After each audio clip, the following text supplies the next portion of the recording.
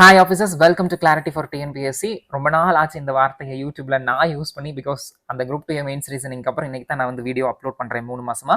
இந்த 3 மாசமா polity PYQ test batch பண்ணிட்டு இருந்தனால அதிலே ஒர்க் பெண்டை கழட்டிடுச்சு. ஸோ அதனால பண்ண முடியல. And it's time to start again.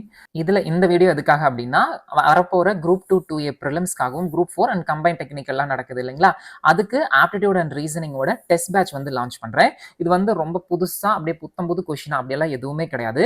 இது எப்படி இருக்குன்னா, ஆல்ரெடி நம்மளோட ஆப்ல 100 டெஸ்ட் வந்து இருக்கும். அதை வாங்கினவங்க இதை வாங்கவே வேண்டாம். அதை வாங்கினவங்க அதை அப்படியே ப்ராக்டிஸ் பண்ணிட்டு இருங்க. லாஸ்ட் டைம் வாங்கினவங்களுக்கே வந்து 1 இயர் வேலிடிட்டி கொடுத்துருப்பேன். அதவே கண்டினியூ பண்ணுங்க. கண்டிப்பா குரூப் 2 அண்ட் 2A 4க்கு தாராளமா போதும். இது இப்ப நான் இதை ஏன் திரும்ப அகைன் ஃபர்ஸ்ட்ல இருந்து ஸ்டார்ட் பண்றேன் அப்படின்னா, ஒரு எக்ஸாம் வரக்கு முன்னாடி ஃப்ரெஷ்ஷா கொடுத்தா வந்து நிறைய ஸ்டூடெண்ட்ஸ் வந்து ப்ராக்டிஸ் பண்ணுவாங்க. ஸோ டே 1ல இருந்து அவங்களுக்கு எடுத்துட்டு போக கரெக்டா இருக்கும். ஸோ அதனால இன்னைக்கே நான் அந்த டெஸ்ட் வந்து லான்ச் பண்றேன். நம்மளோட ஆப் அல்லது வெப்சைட்ல போனீங்க அப்படின்னா டெய்லி பேசிஸ் அப்படிங்கிற அந்த ஃபர்ஸ்ட் இது இருக்கும். அதுல வந்து பாத்தீங்கன்னா 2 டெஸ்ட் வந்து எனேபிள் இருக்கும். அதுல இருந்து நீங்க வந்து ஸ்டார்ட் பண்ணிக்கலாம். சரிங்களா? அண்ட் குரூப் 1க்கு ப்ராக்டிஸ் பண்ணிட்டு இருப்பீங்க இல்லையா, அவங்களுக்கு வந்துட்டு நம்மளோட டெஸ்ட் பேட்ச் வாங்கவே வேண்டாம். இதை நான் வந்து ஆல்ரெடி குரூப்ஸ்ல நிறைய டைம் சொல்லியிருப்பேன் ஸ்டார்டிங்ல இருந்தே. அதை ஏன் அப்படிங்கறது இப்ப நான் கன்ஃபார்மா, அதாவது எதனால அப்படிங்கறத நான் உங்களுக்கு சொல்றேன். லாஸ்ட் இயரோட குரூப் 1 வந்து வேகன்சி வந்து பாத்தீங்கன்னா 70, அடண்டம் ரிலீஸ் பண்ணி 78க்கு கொண்டுட்டு போனாங்க. இந்த 70 பேஸ் பண்ணி அவங்க கொஸ்டின் எப்படி செட் பண்ணியிருந்தாங்க அப்படின்னா, கஷ்டம்னு நான் வந்து சொல்ல மாட்டேன். அதை நாம இது வரைக்கும் ப்ராக்டிஸ் பண்ணாது RS அகர்வால் புக்ல ரெகுலரா ப்ராக்டிஸ் பண்ணி இருக்கிறவங்க பிளஸ் கான்செப்ட்ல தெளிவா இருந்தவங்க தாராளமா போட்டிருந்திருக்கலாம். குட்டி குட்டி சம்ஸா வந்துட்டு ப்ராக்டிஸ் பண்ணிட்டு இருக்கிறவங்க, அந்த ஸ்கூல் புக் சம்ஸ் தான் நான் ப்ராக்டிஸ் பண்ணுவேன்னு இருக்கிறவங்க லாஸ்ட் டைம் அந்த குரூப் 1ல கண்டிப்பா ஆப்டிடியூட் ரீசனிங் போட்டிருக்கவே முடியாது. சரிங்களா? ஸோ இந்த 70க்கே அந்த மாதிரி அவங்க கொஸ்டின்ஸ் வந்து செட் பண்ணியிருந்தாங்க. இப்போ இந்த டைம் வந்து பாத்தீங்கன்னா ஆஸ் ஆஃப் நவ் வந்து 26 வேகன்சி தான். வேகன்சி இன்க்ரீஸ் ஆகும்னு சொல்லியிருக்காங்க. ரொம்பலாம் இன்க்ரீஸ் பண்ண மாட்டாங்க. மேபி ஒரு 50 கொண்டு போகலாம், இல்லைன்னா எவ்வளோ வேணா கொண்டுட்டு போகலான்னு வைங்களேன். 100 இல்லை 70 எவ்வளோ வேணா கொண்டுட்டு போட்டுமே. 100க்கு வாய்ப்பு கம்மி தான், பட் இருந்தாலும் அதை நம்ம சொல்ல முடியாது. டிஎன்பிசி என்ன வேணா பண்ணலாம். இந்த அட் பிரசன்ட் 26 வேகன்சிக்கு ப்ரிலிம்ஸ் டு மெயின்ஸ் வந்து பாத்தீங்கன்னா 1:20 எடுப்பாங்க. அதாவது ஒரு வேகன்சிக்கு 20 பேர் எடுப்பாங்க. அப்ப 26 இன்டூ 2 வந்து எவ்வளவு வருங்க? 520 பேர் எடுப்பாங்க. அப்ராக்சிமேட்லி 600 பேர் வரைக்கும் மெயின்ஸ் போவாங்க. ஸோ வழக்கமா லாஸ்ட் இயர் வரைக்கும் குரூப் 1 ப்ரிலிம்ஸ் எவ்வளவு பேர் எழுதுவாங்க அப்படின்னா 1,00,000 பேர் வந்து எழுதுவாங்க. இந்த 1,00,000 பேர்த்துல இருந்து ஒரு 600 பேர் கம்யூனிட்டி வைஸா பிசி, எம்பிசி, அதுக்கப்புறம் எஸ்சி, அதுக்கப்புறம் எஸ்டி அண்ட் பிசி முஸ்லிம், இந்த கம்யூனிட்டி வைஸ், இது போக ஜெனரல், இந்த மாதிரி கம்யூனிட்டி வைஸ் வந்து அவங்க ஸ்பிளிட் பண்ணும். அண்ட் அது போக இவங்க எப்படி எடுப்பாங்க அப்படின்னு வந்து பாத்தீங்கன்னா, இப்போ எல்லா கம்யூனிட்டிக்கும் கண்டிப்பா குரூப் 1ல வேகன்சி கொடுப்போம், அதாவது வேகன்சி இருக்கும். அட் த சேம் டைம் அதுக்குள்ள ரிசர்வேஷன் இருக்கும் இல்லைங்களா, உமன், பிஎஸ்டிஎம், இது வந்து எல்லா கம்யூனிட்டிக்குமே கொடுக்க மாட்டாங்க. அது எப்படி வேகன்சி இருக்கோ அப்படித்தான் இருக்கும். நோட்டிபிகேஷன்ல சில போஸ்ட்டுக்கு வந்துட்டு பாத்தீங்கன்னா 2, 1, 3 இந்த மாதிரி எல்லாம் இருக்கு. ஸோ இதெல்லாம் வந்து எப்படி ஸ்பிளிட் அப் பண்ணுவாங்க அப்படின்னா, ப்ரிலிம்ஸ் ரிசல்ட்டுக்கு முன்னாடி அடண்டம் அப்படின்னு ஒன்று வரும். ஸோ அதை வச்சுதான் அவங்க வந்து ஸ்பிளிட் அப் பண்ணுவாங்க. அதனால இந்த வெர்டிகல் ரிசர்வேஷனை மட்டும் ஃபோக்கஸ் பண்ணி தான் அவங்க எடுப்பாங்க. ஸோ அந்த 600 பேர்த்த ஃபில்டர் பண்றதுக்கு கண்டிப்பா கொஸ்டின்ஸ் வந்து எப்படி தான் இருக்குங்க, லெவல் வந்து மேபி ஹார்டா தான் இருக்குமே தவிர ஈஸியா இருக்க 100% வாய்ப்பே கிடையாது. அப்படி ஈஸியா கொடுத்தாங்க அப்படின்னா எல்லாருமே வந்து சால்வ் பண்ணிடுவாங்க.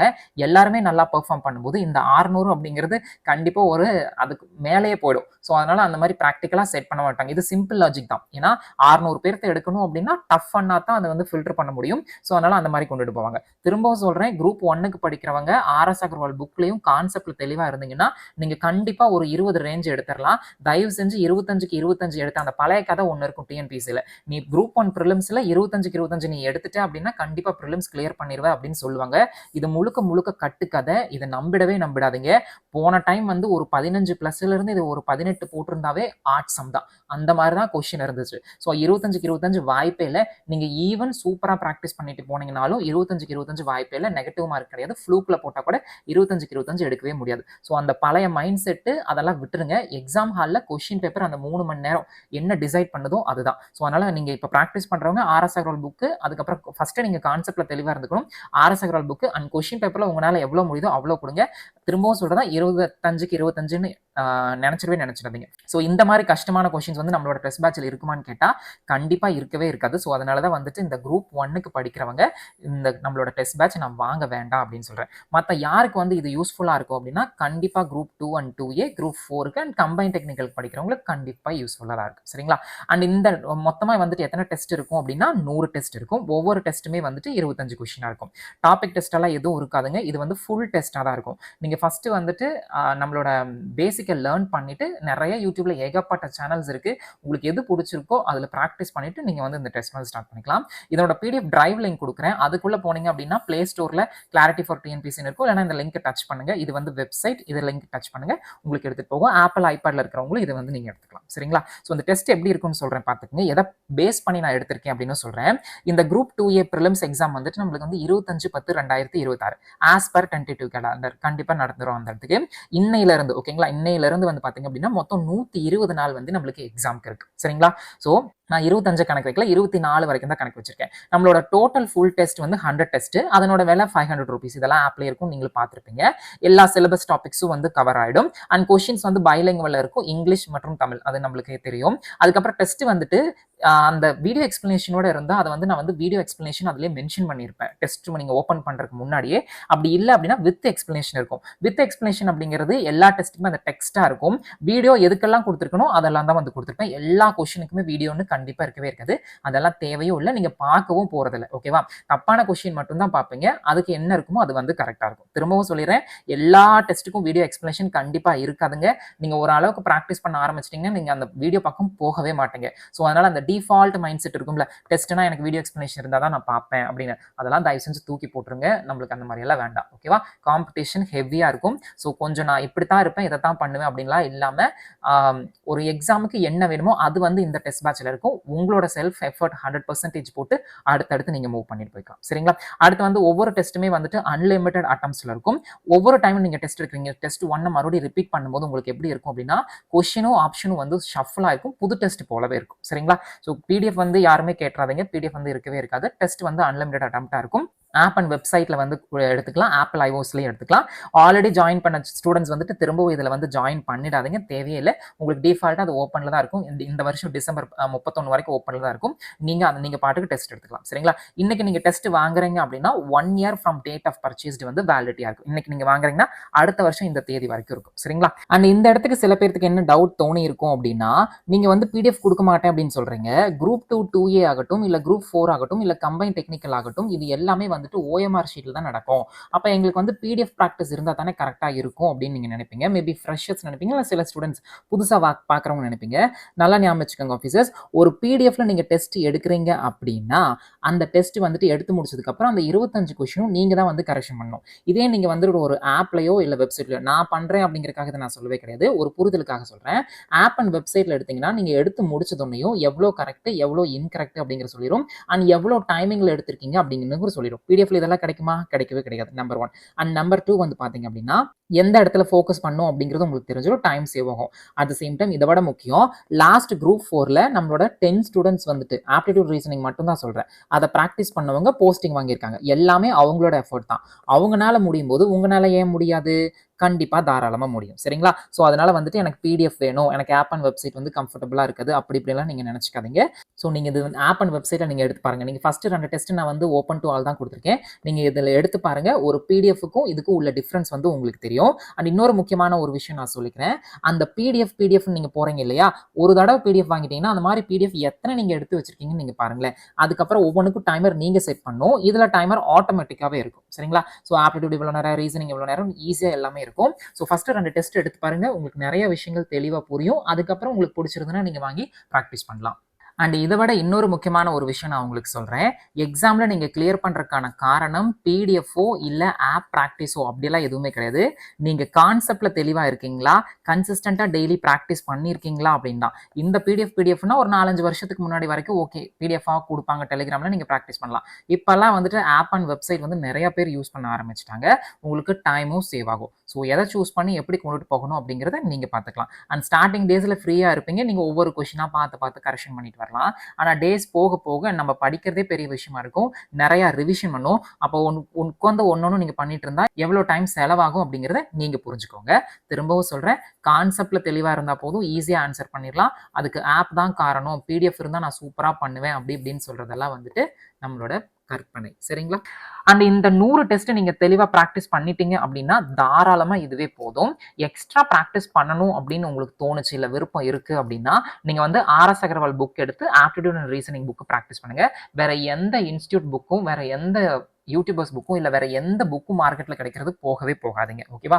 இந்த ஆர்.எஸ். அகர்வால் புக் எடுத்து பண்ணீங்கன்னாவே போதும். அண்ட் தமிழ் மீடியம் புக் நான் சஜஸ்ட் பண்ணவே மாட்டேன். ஏன்னா தமிழ் மீடியம் புக்ல வந்து பாத்தீங்கன்னா, இங்கிலீஷ் போல கொஸ்டின்ஸ் இருக்கவே இருக்காது. அது வந்து ஒரு டிரான்ஸ்லேஷன் புக்கா தான் இருக்கும். ஆர்.எஸ். அகர்வால் புக் வந்து இருக்கிற ப்ளூ கலர் அட்டை நீங்க நிறைய யூடியூப் சேனல்ல பார்ப்பீங்க. அதெல்லாம் நம்பிடாதீங்க. அது வந்து கண்டிப்பா ஒர்த்தே கிடையாது. அது இங்கிலீஷ்ல இருக்கிறது போல கொஸ்டின்ஸ் அதுல இருக்கவே இருக்காது. நான் அதை ஆரம்பத்துல இருந்து சொல்லிட்டே இருக்கேன். அதுக்கப்புறம் நீங்க வாங்கி பிராக்டிஸ் பண்றதுன்னா அது வந்து உங்களோட விருப்பம். சிம்பிளா தான் இருக்கும் ரீசனிங்கும் ஆப்டிடியூடும். நீங்க இங்கிலீஷ்ல போய்க்கிறது தான் உங்களுக்கு நல்லது. அண்ட் முக்கியமா கான்செப்ட்ல நீங்க தெளிவா இருந்தீங்கன்னா, கொஸ்டின்ஸ் எப்படி கேட்டாலும் ஆன்சர் பண்ணிட முடியும். சரிங்களா?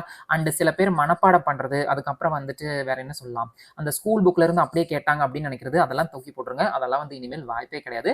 இதெல்லாம் உங்களுக்கும் தெரியும். ஸோ நம்ம கான்செப்ட்ல தெளிவா இருந்தா மட்டும் தான் ஸ்கோர் பண்ண முடியும். அண்ட் குரூப் 2A ப்ரிலிம்ஸ் பொறுத்த வரைக்கும், குரூப் 4 பொறுத்த வரைக்கும் கொஸ்டின்ஸ் வந்து கஷ்டமாலாம் கேட்கவே மாட்டாங்க. மீடியம் லெவலா தான் இருக்கும். அது மீன் அத நீங்க ப்ரீவைக்யூ எடுத்து பார்த்தீங்கன்னாவே உங்களுக்கு வந்து தெரிஞ்சிடும். சரிங்களா? அண்ட் எப்ப டெஸ்ட் ஆரம்பிக்குது அப்படின்னா, இன்னைக்கே வந்து டெஸ்ட் ஸ்டார்ட் ஆயிடும். ஃபுல் டெஸ்ட் 1 இந்த ஃபர்ஸ்ட் 2 டெஸ்ட்டுமே வந்து பார்த்தீங்க அப்படின்னா, நான் வந்து ஓப்பன்ல தான் வச்சிருக்கேன். அதாவது நீங்க போய் எடுத்து பார்க்கறக்கு வச்சிருக்கேன். ஃபர்ஸ்ட் டெஸ்ட் ஆகட்டும், செகண்ட் டெஸ்ட் ஆகட்டும் நான் இமேஜ் போல வச்சிருந்திருப்பேன். பட் தேர்ட் டெஸ்ட்ல இருந்து டெக்ஸ்ட் போல தான் இருக்கும். ஏன்னா இமேஜ் வந்து அப்ப வச்சது வந்து நல்லாவே இல்ல.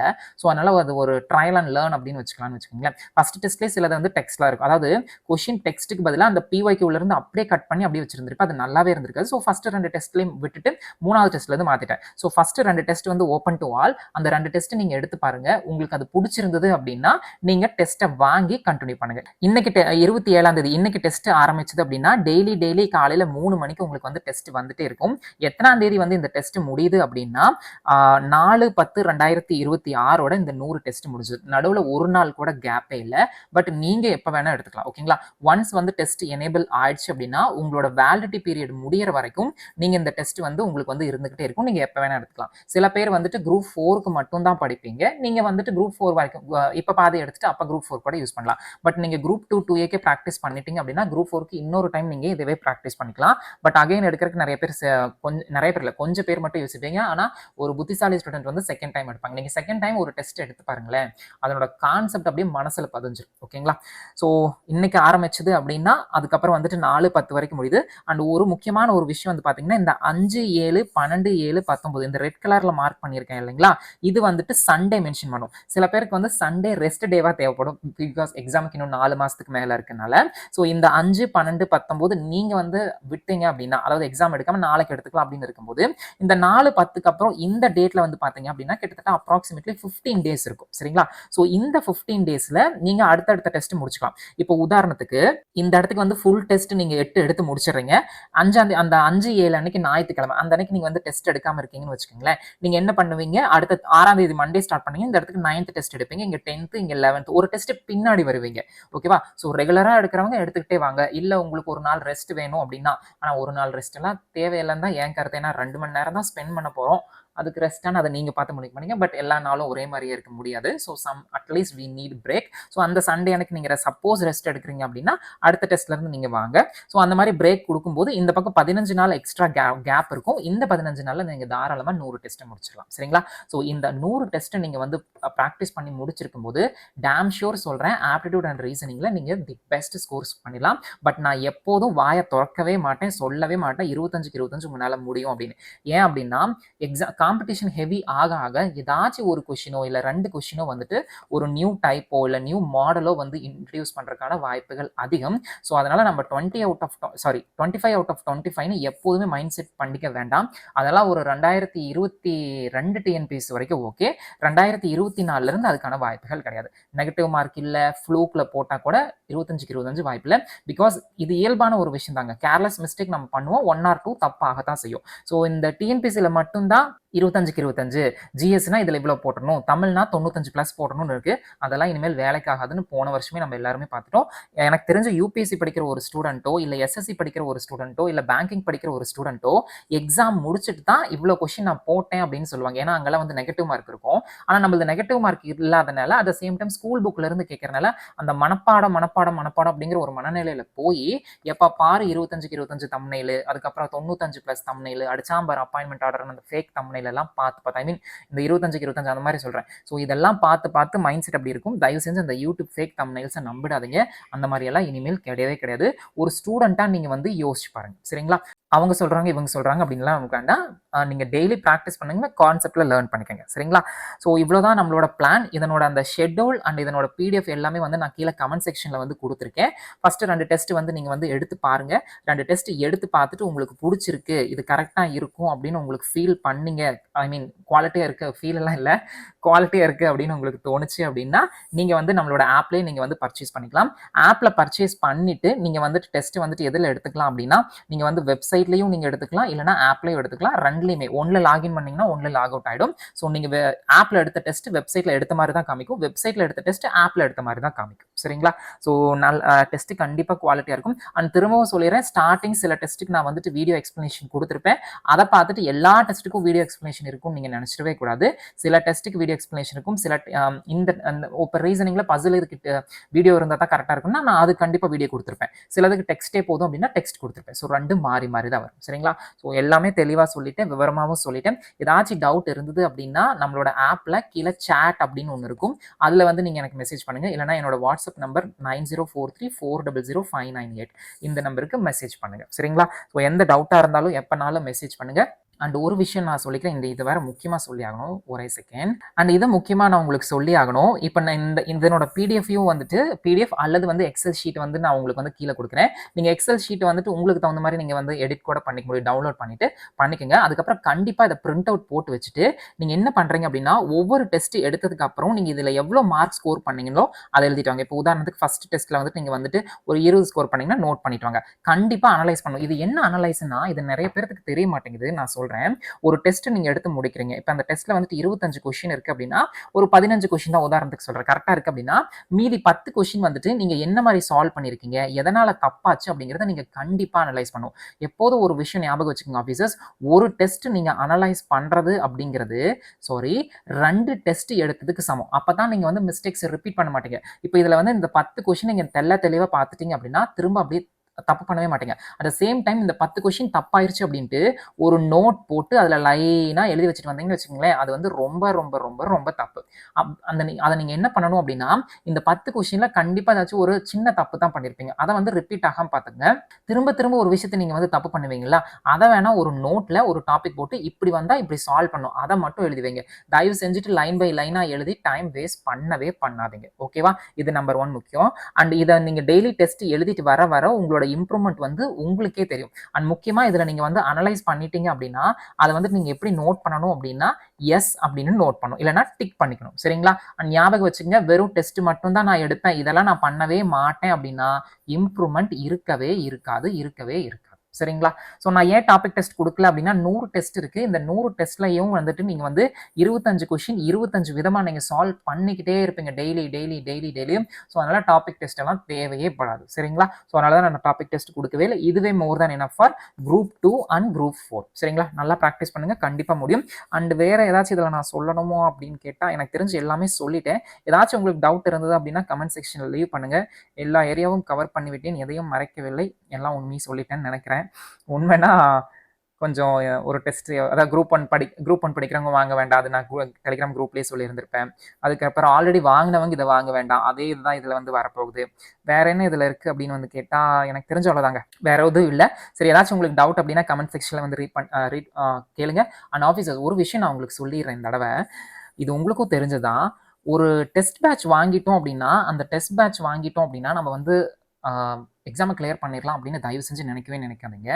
ஒரு டெஸ்ட் பேட்ச் வாங்கிட்டு ஒரு நிமிஷம் நான் சில விஷயங்களை பேசிட்டு போயிடுறேன். ரொம்ப நாள் ஆச்சு நான் வந்துட்டு இப்போ இந்த ஆப்டிடியூட் ரீசனிங் டெஸ்ட் பேட்சே சொல்கிறேன். இது வந்து இந்த 100 டெஸ்ட் வந்து கண்டிப்பாக உங்களுக்கு வந்து போதும். பட் இதுவே நீங்கள் வந்துட்டு டெஸ்ட் 1 வந்து ஸ்டார்ட் பண்ணுறீங்க, டெஸ்ட் எடுக்கிறீங்க, ஓகேவா? டெஸ்ட் எடுக்கிறீங்க, அதுக்கப்புறம் அதனோட மார்க் நோட் பண்ணுறீங்க, கண்டிப்பாக அனலைஸ் வந்து பண்ணுறீங்க.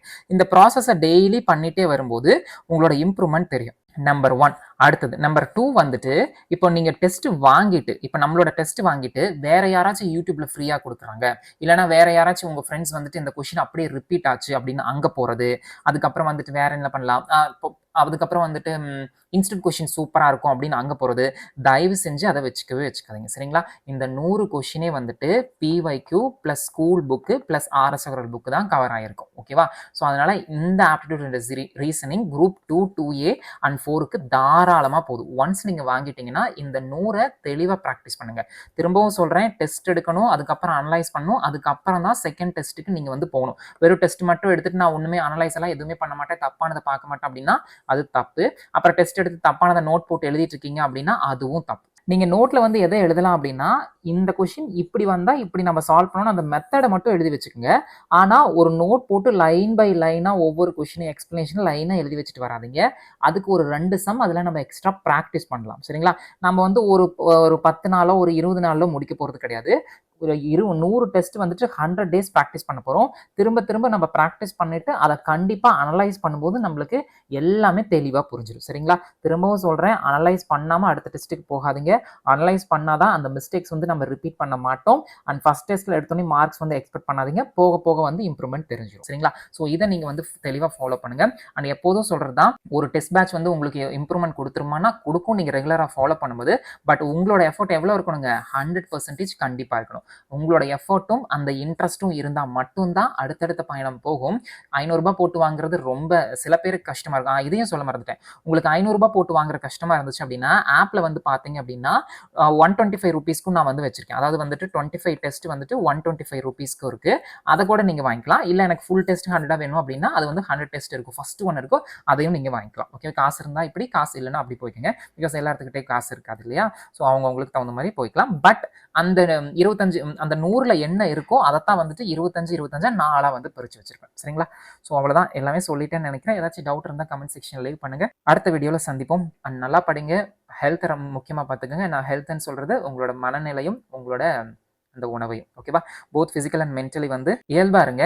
ரொம்ப ஸ்ட்ராங்காலாம் இருக்க வேண்டாம். ஸ்ட்ராங் வந்து ரொம்ப நாளைக்கெல்லாம் இருக்க முடியாது. இயல்பு மட்டும்தான் வந்து இன்றியமையாததாக இருக்கும், சரிங்களா? Thank you so much. Take care, by.